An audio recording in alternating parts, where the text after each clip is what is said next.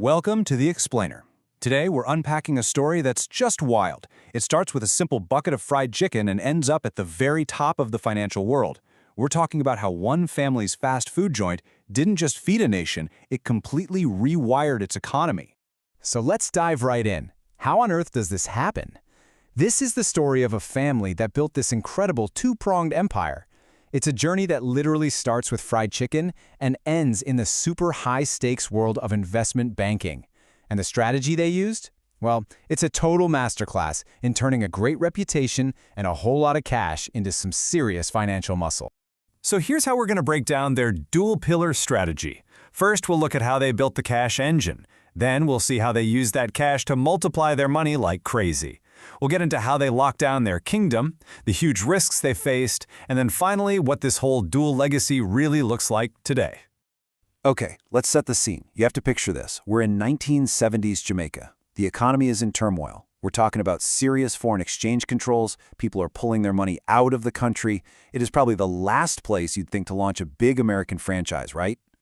Well, that's exactly what Anthony and Lorna Myers did. And get this, they didn't just open a restaurant.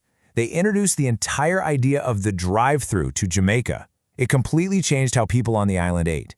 And then, when tragedy struck and Anthony passed away in 1990, the next generation just stepped right in without missing a beat, making sure that family vision kept on growing. All right, let's talk about the first pillar of their empire, the cash engine. This is the part that just churns out massive, reliable piles of cash, the fast food business. And you got to understand, this isn't some side hustle. It is the absolute foundation for everything, and I mean everything that comes later. The scale of their KFC operation is just immense. We're talking 42 locations. And their goal? It's simple, but it's incredibly ambitious. Stick a KFC in every single parish in Jamaica. They wanted a truly national footprint. And that kind of scale, well, it has a huge impact on the economy. Their restaurants employ up to 3,000 people. That makes the Myers family one of the biggest private sector employers on the entire island. Now, the strategy behind this $15 billion number is what's really fascinating. These guys are known for investing aggressively when everyone else is scared. Think about this. When the pandemic hit and other businesses were pulling back, they pumped $3 billion Jamaican dollars in new capital. They were pushing forward when everyone else was hitting the brakes. So, how'd they tighten their grip on the market even more? Through an absolutely brilliant corporate move. See, they wanted the Wendy's franchise, but getting it could have violated their KFC agreement. So what did they do? The family just created a totally separate company, Guerra Restaurants, run by Michelle Myers Main. And just like that, they took a major competitor off the board. Genius. Okay, now we get to pillar number 2. And this is where the whole story takes a sharp turn, pivoting from a food empire into a financial one. This is where all those profits from chicken and pizza get put to work in the world of high finance. And their strategy here was a masterclass in using your reputation as currency.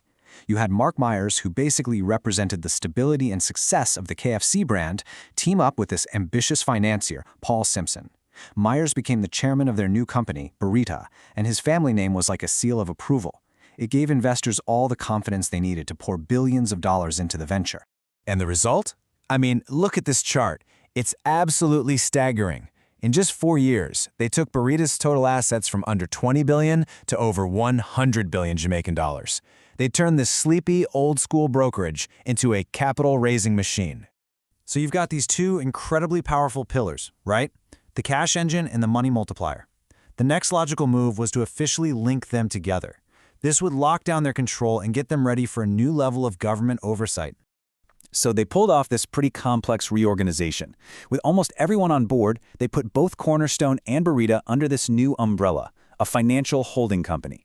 This move basically streamlined the whole operation and put their entire financial arm right under the watchful eye of Jamaica's central bank. But you know, you don't rise that high that fast without facing some serious challenges. When you build an empire this big, you inevitably create weak spots and, yeah, you attract a bit of controversy. And first up, their biggest strength, that massive scale, suddenly became their biggest weakness. Back in 2022, their decision to rely on just one chicken supplier came back to bite them hard. Supply chain problems led to huge shortages. The media started talking about chicken chaos, and they even had to close some restaurants. What happened next was pretty rare. The supplier, Jamaica Broilers, didn't just take the blame, they fired right back, putting out a statement saying, hey, this is a logistics issue on your end, there's no national chicken shortage. This public fight between two of Jamaica's biggest companies, it was a major PR problem. And the trouble wasn't just on the chicken side of the business. Over in the financial world, the group got hit with a huge lawsuit from a minority shareholder. They were looking for over $4 million in damages. This lawsuit was a really serious risk to their reputation. The main accusation, unjust enrichment, struck right at the heart of that trustworthy, conservative image the Myers family had built for decades. You know, the very image that made Burrita's incredible growth possible in the first place. So after 50 years of dealing with economic storms, supply chain nightmares, and high-stakes lawsuits, what is the final legacy of this family's unbelievable business journey? Well, this slide really says it all. It perfectly sums up their dual-pillar strategy. On one side, you have the cash engine, the restaurants, just pumping out steady cash from selling food. And on the other hand, you have the capital multiplier, the financial companies, using that cash base to play in the big leagues of investment. It's a brilliantly connected empire. And that kind of leaves us with one last big question. The story of the Myers family is without a doubt a masterclass in business strategy and thinking long-term.